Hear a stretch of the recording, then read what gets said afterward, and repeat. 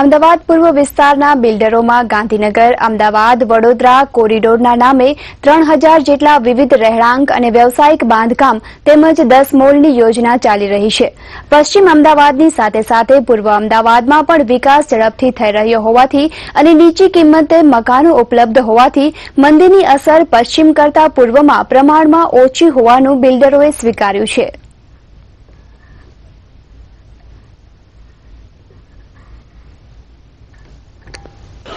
તંત્ર દ્વારા ઓરમાયું વર્તન જેવું આપણે કહી શકવાને કોઈ પેલું એ નથી, કારણ કે રોડ રસ્તા બની રહ્યા છે, ગટર પાણી આવી રહી છે, જે ખૂટતું છે બધું આવી રહ્યું છે, એટલે કદાચ મોડું કે વહેલું આવ્યું છે એટલે ઓરમાયું ના કહેવાય।